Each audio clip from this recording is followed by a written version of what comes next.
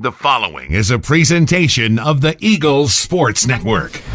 This is CNEagles.com. I'm the voice of the Eagles, Adam Cavalier, alongside Carson-Newman head men's basketball coach Chuck Benson. Chuck, time to start the 2017 portion of the schedule, and what a way to open it. Tusculum, the rivals from Greenville, Tennessee, make the trek here to Mossy Creek. Mike Jones' club playing pretty well, coming off of a big win over Belmont Abbey. What do you expect out of the Pioneers when they roll in?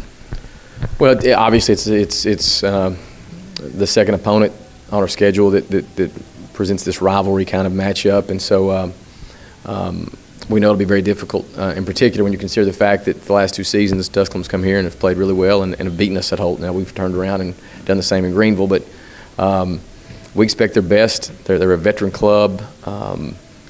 They're versatile and they have a nice punch from the perimeter and the post. And it's going to be interesting. I'm very excited to get back playing again after the ups and downs of the first semester, and we've come back this semester and have good practice. But I'm ready for the challenge of a game like this for sure.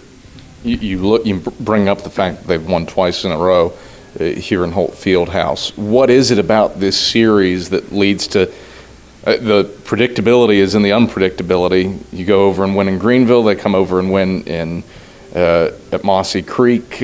Is that just the nature of this rivalry? I think it is. I think it's the nature of the rivalry. I think it's the nature of 18 to 22-year-old young guys.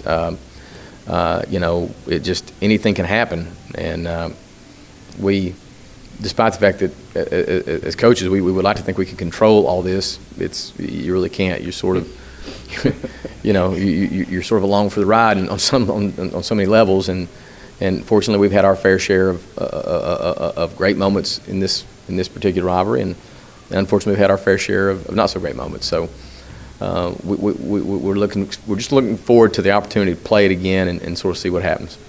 Both Sawyer Williams and Charles Clark are eyeing the top 20 now on the all-time scoring list. Both are within about 30 points from climbing into those ranks. What have those two players meant to you in this program in the last 4 years for Sawyer Williams and the last 3 for Charles Clark? Yeah, well, we'll start with the old vet, Saw. He's been such a reliable, blue-collar, consistent, just does his thing for so long that, I hate to think that his senior year is slowly sort of coming, shutting down. So he'd be a guy that I'd coach forever because just the way he goes about things. But I'm happy for him that he's been able to do so well here, and knock on wood, look forward to him continuing to do very well for the remainder of this season. And then on the flip, you have Charles, and Charles is sort of he's really just gone over the halfway point of his career here, and we're talking about being in the top 20 scorers. So he's an elite player, and he's performed at a really elite level now pretty consistently for 2+ years, and thankfully he's still got life in him to be here playing, and we're excited to see how we're excited to see how it all plays out. Both these guys, they're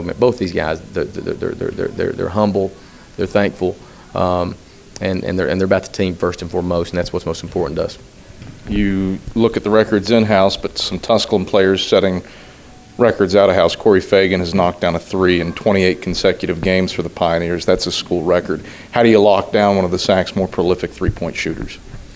Well, we've got to do a good job of finding him in transition, and he's not the only one, by the way. They got 4 guys that are on that top 25 or so in our conference in three-point field goal percentage accuracy.